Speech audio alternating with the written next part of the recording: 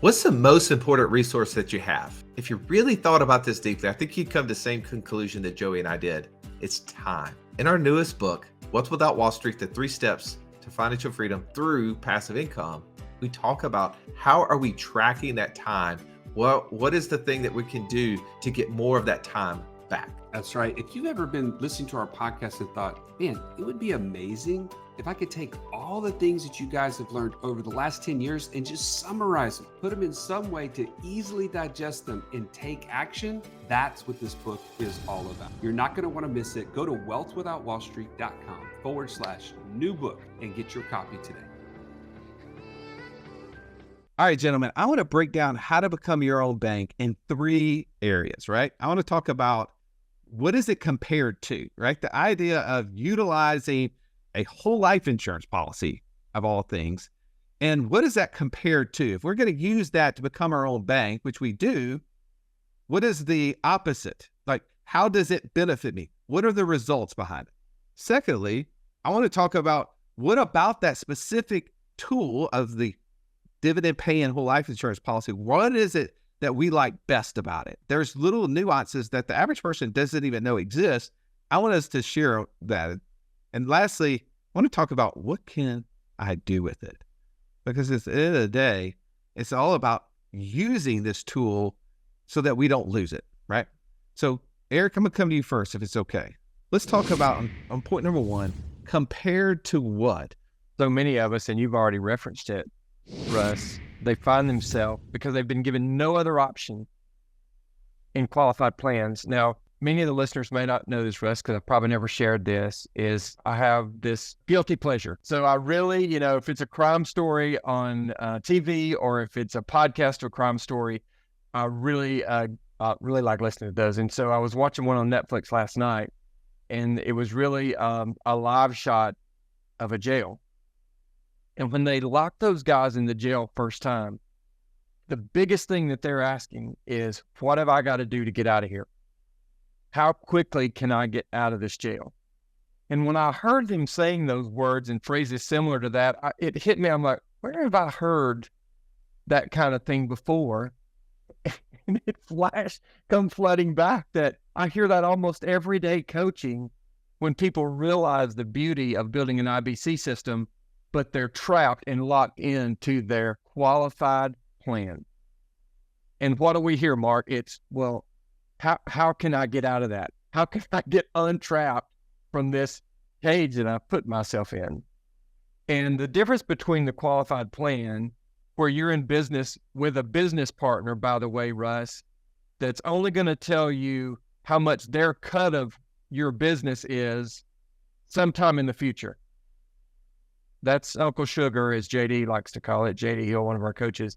Uncle Sugar is going to tell you how much he's going to take sometime in the future. He's the only business partner you would ever jump into a business and do that with. Not sure why we do that. So you lose control of those dollars. You don't know how much you're going to have to give away in the future. You have very little control of them in the present, as opposed to IBC, where you are the bank and you retain control. So for me, that's as opposed to what? And all 3 of us on this call, Russ, have rescued our dollars to some degree from qualified plans. So we are, no recidivism here. Man, this is so timely that earlier today, my wife's watching Instagram, right? Source of all great information. And if you're seeing this on a clip on Instagram right now, she sends me this clip, and it's this couple talking about how that they're paying their kids out of their business. And then went on to say, not only can we write off like an expense up to $13,000 from our business accounts and pay our kids, and they don't have to pay tax on it, but we also could then use that money and put it into a custodial IRA for our kids. And they could compound on their money for the rest of their lives or for the next 50 years, and man, they'll be millionaires. And my wife's like, well, that seems good. I mean, I want my kids to be millionaires. Russ, would we do that? And I was like, well, 1, we are paying our kids, right? We are expensing it out of our businesses and using the money to pay for their expenses. That's a good tax tool. But also I said, but no, we would not treat them so poorly that we would lock their money up for the next 40 to 50 years. And she goes, what do you mean? I said, we would put their money in an account that they couldn't touch until they're 59 and a half. And she goes, that's how long they'd have to wait to get it? I was like, yeah. She goes, oh no, that'd be terrible. And see, the thing is that most of us have never considered what you just said. The second half of that is, when do I actually get access to the money? We just heard the first part. We heard the compounding interest on the money, and man, I got access to these accounts, and I can avoid paying tax on the money today, or whatever it was that got us excited about it. But we didn't think about what was the consequence, right? We didn't think about how many people are sitting in prison today that maybe not considered the consequence of their action ahead of time. And I think that it's interesting that we would talk about that as compared to what? How do we build our own bank instead of how do we build our own prison, as you said it so well. Mark, what about for you? What's comparing how to become your own bank to something else? Give me another example. I like if you're trying to build your own bank, you're having to store your cash in a different spot, right? You're creating the opportunity to store it somewhere else. The compared to what is, well, if you didn't do that, if you didn't have this system set up, how would you go about and pay for your day-to-day things? You would use cash, right? You would use the money that you have today. However, once you use that money is gone. It's done. It's a single use. It's a single fire system. What we're talking about is, what if you could get multiple uses out of those same dollars? And actually, as I was sitting here, I was thinking about it. Maybe an easier analogy is, imagine you plant a tree in your backyard. It's spring. I love planting. It's a good time of year. We get to enjoy our harvest. But you plant a tree in the back of your yard and it starts to grow, and all of a sudden you get cold. And you realize, you know what? I need to burn some firewood. And you have two choices. You can chop down that tree. Now, yes, I know you're supposed to wait 2 years to let it dry out so that it burns really nice. Yeah, okay, fine. Take that off the table. You can chop that tree down and light it on fire. But then that tree is gone. It's not going to grow anymore because you killed it. You stunted it. Or what if I could leave my tree and I come to you, Russ, and I say, hey, Russ, can you loan me some money so that I can go buy some firewood? And as collateral, see that tree over there? I'm going to give you that tree as collateral. So now we figure out a fair market value. You loan me the money. I go buy some firewood, throw it in the fire pit, and boom, we're nice and warm. As the year goes by, I pay you back. But next year, now what's happened? My tree is even bigger.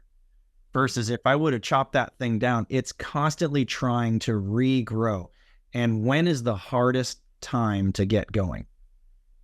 In the beginning. Yeah, the beginning. I've seen reports about children and the amount of resource you have to put in. You as a family, or you as a parent, you as a family, we as a nation, the amount of resource we put into children is phenomenal. Because it's in the beginning years, right? It's in the years where we're putting a lot in and we're not seeing a whole lot of return. Yeah, you're getting some giggles, some great videos, some good family memories, but there's not a lot of production. And so that's what you're doing. If you're using cash, you're constantly chopping down your tree and you're not letting it grow. You're killing its ability to grow and prosper and be even bigger than it would have been and give you more resource than it could have. What a great analogy. I mean, so oftentimes we talk about how people paying cash are just chasing zero, right? They think that it's better than borrowing money and having to repay it and paying interest to someone else, but they don't consider the cost of paying cash. So where that money could have been earning, what a great visual to talk about cutting down the tree and not having any benefit from it in the future. And when we kill it early, oh, wow. Well, I mean, the very first analogy, the very first example I got to see around this concept, I remember exactly where I was. I was sitting in Orlando, Florida. We were at this conference, and I'm listening to this guy talk about how these two sisters were buying cars. One was using cash, just kind of like the methodology you just talked about.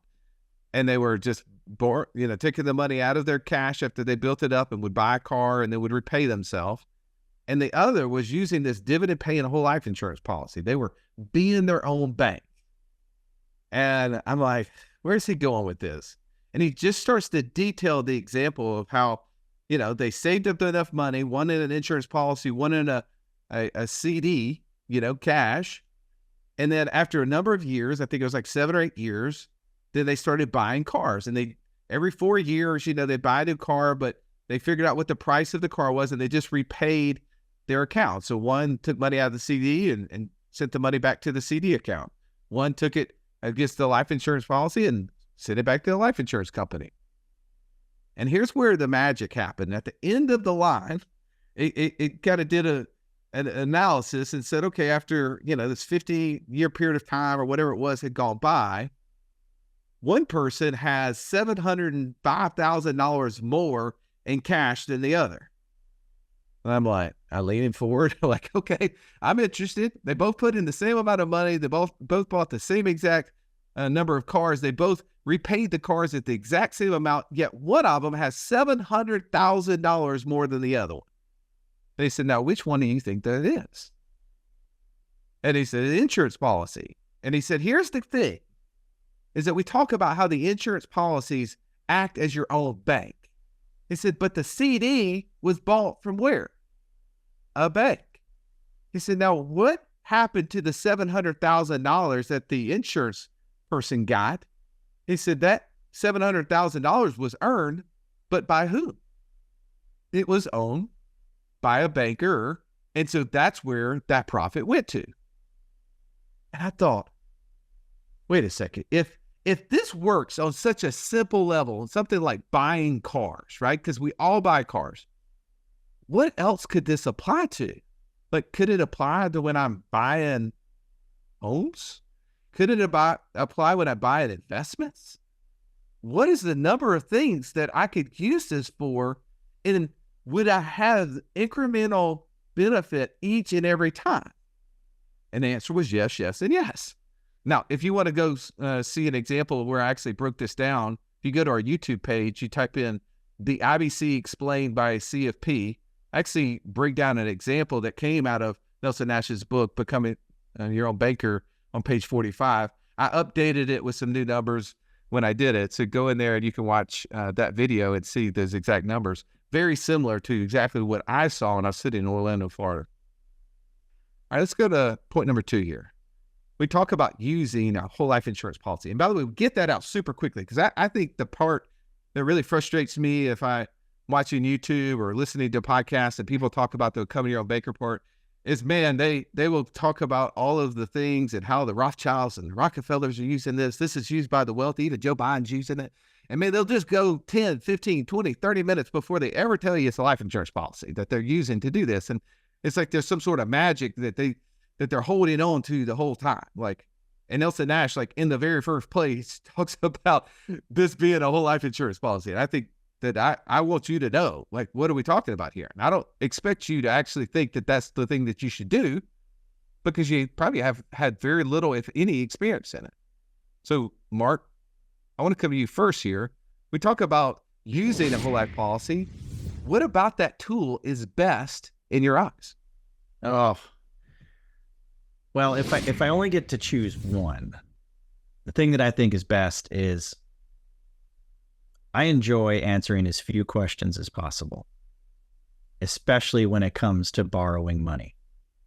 I'll share this story. I went down to the local bank that I have a bank account with for my business, and I said, hey, I would like to set up a business line of credit, right? I mean, hey, give me some cash. As long as I can make the numbers work, I'm going to put this thing out there in the real world. I'm going to make way more than you guys are going to charge me.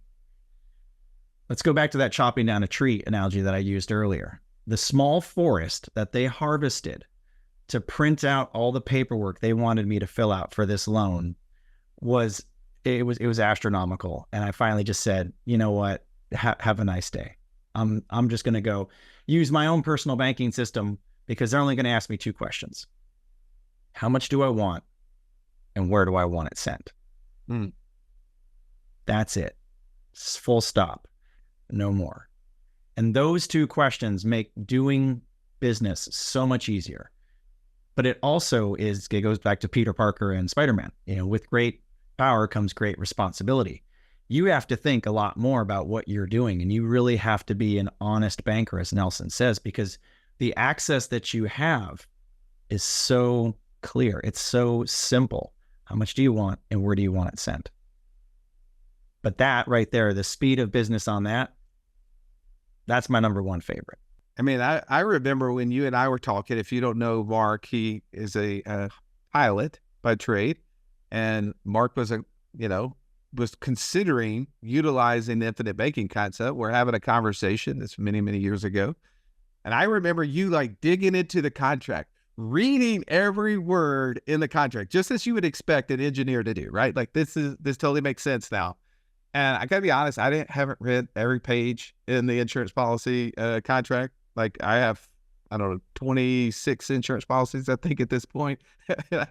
I've only read the pages that I thought were pertinent, right? And I remember you, Mark, you were like digging into that insurance contract. You wanted to know every single inch of it. And you're asking me.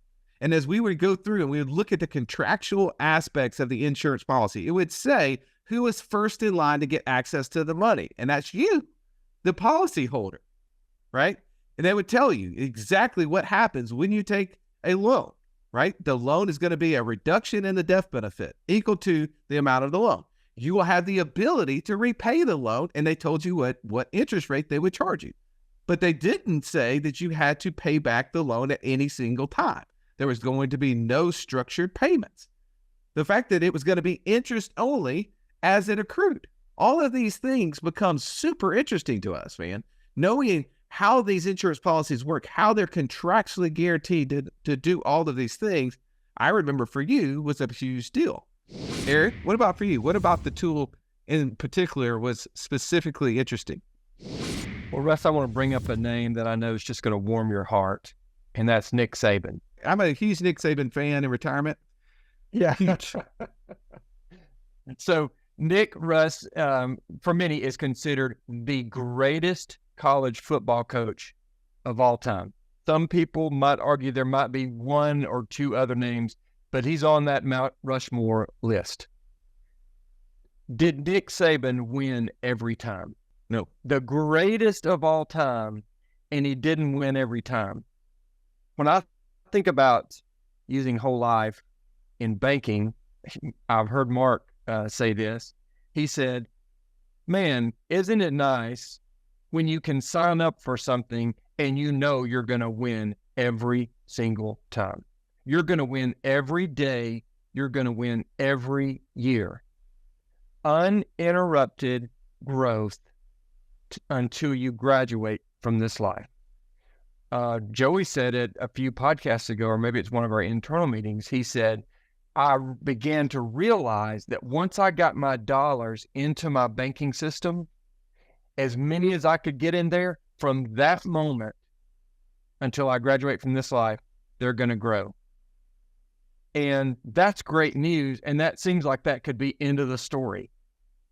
Except the news gets better, but wait, there's more. Tax invisible growth, Russ. We have access to that cash value tax-free as many times as we want it. Complete control. Now, I did a little bit of research because I've been getting this question a little bit lately when we start talking about how amazing this IBC system is. And I become a little bit of an IBC evangelist because I found out that a witness is somebody that just tells what they've seen, heard, and experienced. And that's what I am when it comes to IBC. And so you get, okay, well, what's the bad news? What's the flip side to that? How really good are these insurance companies that we're putting our dollars into? Are they at risk once we put them in there? And so I did a little research. Mass Mutual, which is one of the insurance companies that we use to build our IBC systems, Russ, has paid dividends since 1869. That's not bad. I don't know if you had your policy then. I didn't have mine then. Penn Mutual's been paying them for 175 years, and Lafayette's another one we used, 117 years of consistent dividend payments. Mark, that's winning every single year. Every single year, that's winning. These companies also have, get this, these are big words, a statutory surplus. Let me tell you what that means. That's basically like net worth. Fair market value of all your assets minus all your liabilities.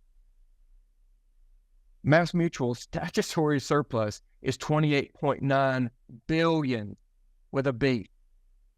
Okay. Pretty sure they're going to be okay.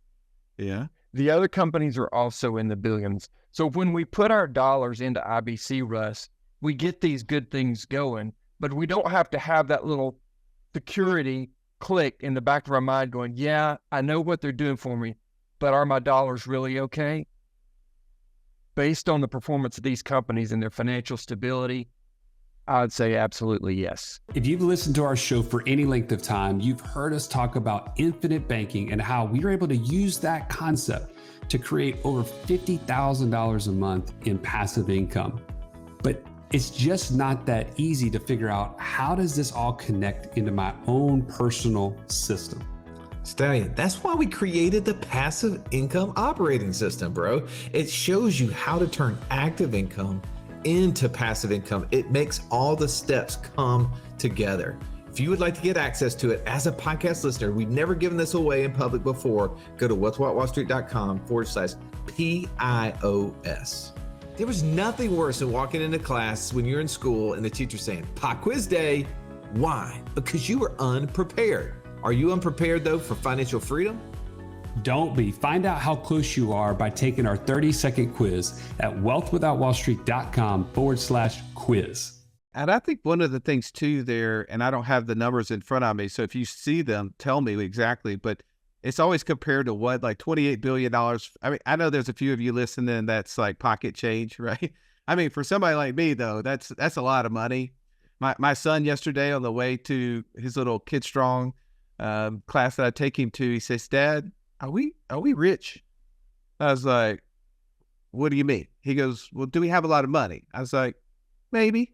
He's like, do we have $1 million? I was like, yeah, we got $1 million. He's like, so you're a millionaire? I was like, yeah, we're millionaires.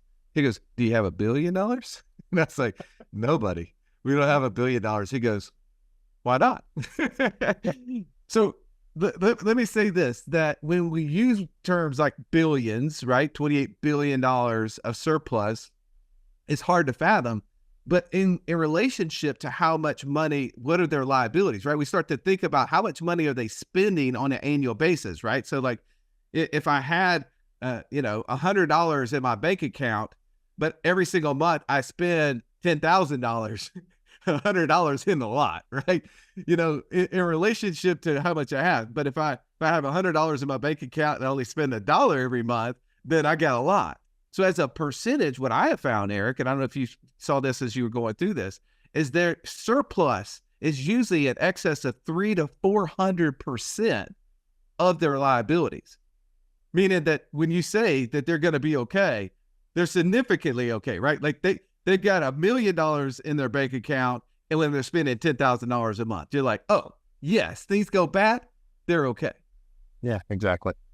Nice. All right, I want to share from my end what part of this tool is best, and I want to shake it up for those who are maybe thinking about all of these other little benefits. And the one thing that you will hear most people in the infinite banking space not talk about is the death benefit. We get so hung up on the cash values, man. We start thinking about all the fun things that we can do, how we can get access to it, as Mark talked about, right? How it compounds uninterrupted forever, like all amazing things.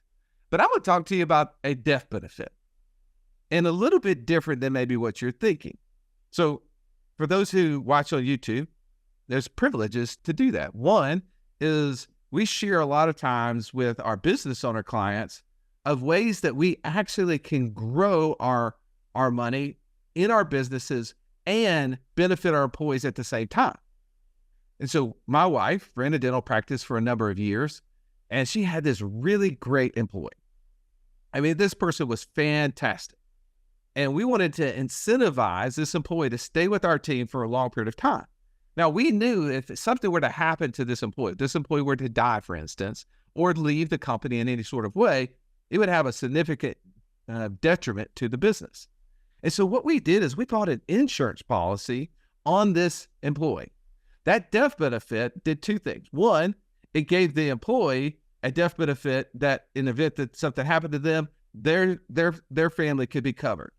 it also gave our business a death benefit on that employee. In the event that something would have happened to her, we would be able to maybe go out and recruit a really good employee from somewhere else, even if we have to overpay them, and we could use that money to do it. But also the thing that I loved about this is that we were in this process, we were able to give a reward to this employee for being loyal. So we took money that most employers would have used and put it into one of those jail cells, the qualified plan for them. And instead, we put it into an insurance policy, Mark. We literally built a bank around our employee.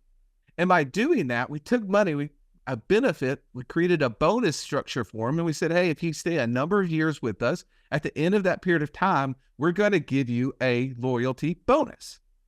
And by doing that, we're incentivizing that employee to stay long-term. And as we know as business owners, if we have turnover in our business, it's going to be highly ineffective. It's going to cause a lot of problems, and it's going to be super expensive. But when we find good team members and we're able to keep them and retain them, then we have continuity in our business, so we can have acceleration in our revenues. And so what we did is we not only used an insurance policy for the death benefit that I just talked about, but we also used the cash value component of this to store this bonus cash. But here's how we used it to become our own bank. While we were storing this capital in there over a 10-year period of time, we were able, as owners of the insurance policy, to have access, as Mark said, to that cash value. And we were able to use it to buy equipment for my wife's dental practice that allowed us to enhance the revenues of the dental practice. We were able to grow the business with the cash while simultaneously using that as a reserve to ultimately pay out a bonus to this team member for being loyal to our business. And I don't think people realize that the benefits of utilizing plans like this, not only the death benefit component, but also how you can use it to not only recruit, but more importantly, retain key and important people in your business. All right, so let's move to the third point here, guys. I want to talk about what can I do with it? Eric, give me an example of what you've been able to do with this whole becoming your own banker system. We've covered this before. The first time I met you, Russ, do you remember that meeting? I'm trying to forget a little bit about that meeting. It was pretty traumatizing, man. You kind of beat me up a little bit in that meeting. And what I learned from that meeting is a variation of the old idiom that I probably can't quote verbatim, but a man with an idea can't convince a man with experience. And so my idea when I walked in that meeting was that using whole life insurance as part of your financial plan just didn't make any sense to me, because if I switched over to that line of thinking, that meant the way that I had been living my life for 30 years, I had to just go back and look at that and say, dang it, I could have been doing something that would have been better for me. So it was a hard pill to swallow. But I was sitting there with all kinds of money in qualified plans, Russ, just building that humongous nest egg that I could sip on later, but had zero passive income. Zero. And this was maybe 5 years ago, maybe 5.5 years ago now. And as I sit here today, I have built my banking system, actually 2 of them now. And that zero has turned to 16 streams of passive income, all of them utilizing my personal banking system. So now not only am I earning a great rate of return on my investments, but I'm still getting, to Mark's point, that tree, I've not killed it. I'm still getting that uninterrupted growth inside my IBC system, while also having legacy, death benefit, illness protection, and the list goes on and on and on. So for me, I'm more than convinced, because I've lived it, this has been a life change. So now you've got the experience. you know exactly what has happened. And I always value when people have dissenting opinions and they're actually questioning this process. I said, our experience was traumatizing. I'm obviously being a little over dramatic in that scenario. You're gracious with your questions. But for 4 years, man, for 4 years, I questioned this concept. I said, oh, they're using life insurance?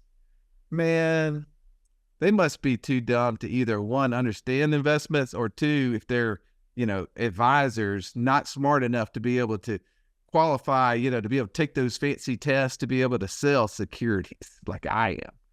That's how arrogant I was, man.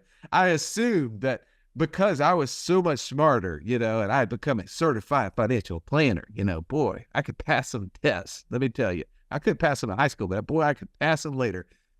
That qualified me to have all of this financial wisdom and insight, had no idea what people were doing. And you, as an investor now, having built 16 streams of income, have way more insight into the investing world than people that have been in the financial industry for 20 or 30 years. And I can tell you that with certainty because I spent time around them. And those people knew how to read a chart, but they were just as broke as the next person and did not understand investments and how to build financial freedom anywhere close to what you've been able to do over the last 5 to 6 years. So, man, kudos to you. Mark, what about you? Tell me, what are some of the things that you've been able to do and use this becoming your own banker system for? The first thing that I used it for was absolutely nothing. And I say that out loud to let you know, you can have the greatest tool in the world. But then again, you might just be a tool yourself if you don't use it the right way. Like I did, without knowledge, without understanding, without coaching, without being around other people that were using it and seeing that this is actually viable and proof of concept. The very first, quote, banking type system I set up sat idle for 6 years. 6 years of just lazier than lazy money. But it was when I finally got around, when I finally got around understanding and unwrapping, hey, what is this infinite banking concept? How does money actually work? Why would I actually want to do this thing? So that's actually step one, is you got to get some education around it. You can't just go out and buy a tool and hope that you can figure it out. I saw a really cool Instagram video, since we're talking about Instagram. This guy's saying, are you tired of, trying to get a nail started? And he's there holding the nail and he's hammering it down. And he goes, that's just silly. He goes and grabs a nail gun, holds it about 6 inches off, and he goes, a pack. There you go. Now it's already started. Just go ahead and hammer that thing on in. And it was one of the funniest satirical things I've seen, because you're clearly not using the things the way they're supposed to be used. And so step one, you got to understand what you got, and you got to understand how to use it, because then step two is then you actually start implementing it and using it. And then you get to hopefully step three, which, if this is the step you want, great. But again, I am by no means saying that this is the measure of success, but I was able to retire my dream job. As a kid, I knew I wanted to fly airplanes. I knew that's what I wanted to do. It was a lot of fun. I had a great time doing it. But then things change. Life changes. Goals change. What you want to do and what you want to accomplish changed. But because I had implemented other things, because I had thought differently about money and stored my cash in a different spot and actually used it to create passive income, I had enough that I was blessed with the passive income coming in, that I could say goodbye to my dream job and a very lucrative 6-figure annual income for only working 12 days a month. But now I get to do podcasts like this for fun. So that's really, what can you do with it? Hey, it's up to you. Nelson calls it the infinite banking concept, because there are infinite ways to implement this strategy and use it. And again, life insurance is just a piece of the tool, but it's the one that we're talking about today. It's the warehouse. It's the cornerstone. And if you get this piece down, you can build whatever you want on top of it. Well, so good. I love the fact that both of you were just sitting on the other side, listening, right? Sitting on the other side of the table as consumers and watching you utilize this in your life, watching you take it, apply it to the point where you're growing these passive income streams, being able to, quote unquote, retire yourself from their dream job and other jobs, and now are doing this because you want to give. It's a blessing for Joey and I to watch and see. Here, I get the opportunity to finish this up and to say, what is it that you could do with this? Well, One, if you're watching on YouTube, you see our passive income journey. This is Joey and I's journey over the last, basically 15 years or so. And I share this is that without infinite banking, this screen's basically blank. Without infinite banking, the concept of becoming your own banker, we're not talking right now. You're not listening to me because this wouldn't be there. The fact that we had access to money is what caused us to really get focused on how would we use it. It was only one item on this list prior to me buying my first whole life insurance policy and starting the concept of becoming your own banker. That's when I bought one single family home, a little condo in my college town. And the $85 I collected every single month for the first, 2.5 years of that property. And I shilled it out straight to Serve Pro after the 5th month, whenever the property above me, flooded out my unit. I was done. I was like, that's passive income. I'm not doing it. That just doesn't make sense to me. And then I got that insurance policy in January 2010.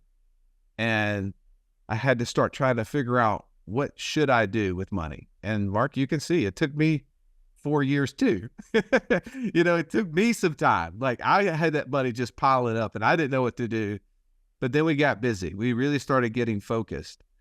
And the only reason I show this to you is not for posterity, but to literally say what you track grows. So we started tracking to this. And there's another saying to that, an add-on to that is what you track and report on grows exponentially. So Joey and I started posting this on the interwebs for everyone to see.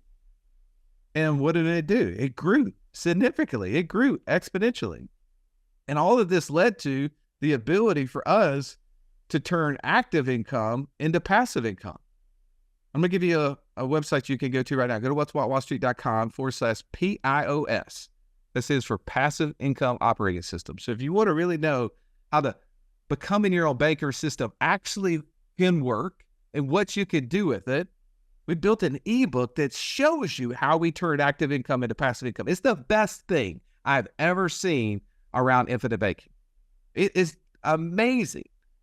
And we were just drawing this stuff out. We were utilizing it on our own. And one of our friends who has a lot more wisdom and insight says, you guys need to make that into an ebook. People need to understand how that works. And I was like, oh, I never even considered that. And, people who are smarter than me were able to put together this and take all of the little nuggets that we were using and we were implementing it into our life and make it really easy for you to digest and understand. But what can I do with it? Well, man, I can use it to buy assets. And those assets produce passive income streams. I can use it to collect those passive income streams. You know what? If I buy enough assets, which I have, those passive income streams actually start to pay for my insurance premiums. For those of you who get really concerned about, am I going to be able to make my insurance premiums? I can tell you firsthand, I don't have to pay them out of pocket. Our investments, our assets that are producing cash flow can pay our premiums. And they do pay our premiums. What else can I do with it? I can use it to pay for taxes. Have I? Yeah, I've been doing that for now going on almost 13 years where I collect that money that I would have otherwise given to the government throughout the year. I use it to buy assets, some of which are able to reduce and minimize my tax liability. But whatever tax liability I have left over, my CPA, and we're recording this April 11th, over the next couple of days, is going to tell me exactly what my liability is for 2023. Well, where will I get the money to make that estimated payment to the government for? It'll come right out of the cash values as a loan against those cash values, use it as collateral, just like Mark explained how the tree system works. Am I becoming my own banker through this? 100%. Do I have a lot more room to grow? 1,000%, right? I don't know if I want to be a billionaire like my son was asking, but I know that I need to continue to build my system because I want to be able to be the bank for them and all the things that they will do and ultimately be able to leave a legacy, as you were talking about, Eric. Super passionate about doing that myself. Well, if you found value today in this podcast and you want to figure out, is this a process that maybe you should be implementing in your life as well? Then I want you to forward you to wealthwithoutwallstreet.com/free call. And you can put on there when you go to set up an appointment, you can say, I'm interested in IBC. And one of these coaches will get on a call with you and they'll know that that's what you're interested in. And they'll have a conversation with you, answer your questions, and determine if this is a good fit. If it is, they're going to point you to all the educational resources that we have built over the last 10 the 14 years around this, because we believe if you understand how to utilize this tool, you won't be the person who is a tool, as Mark said. You will have a tool that you know how to use and can implement it in your family. And then you can figure out which exactly system you should be implementing. And these coaches can help you execute and identify that process as well as implementing it into your life. I hope you have an amazing day. Thank you for listening. This has been the Wealth Without Wall Street podcast. Don't forget to subscribe to the show to break free of the Wall Street mindset and begin building wealth on your own terms in places you understand so that your wealth will never run dry. See you next episode.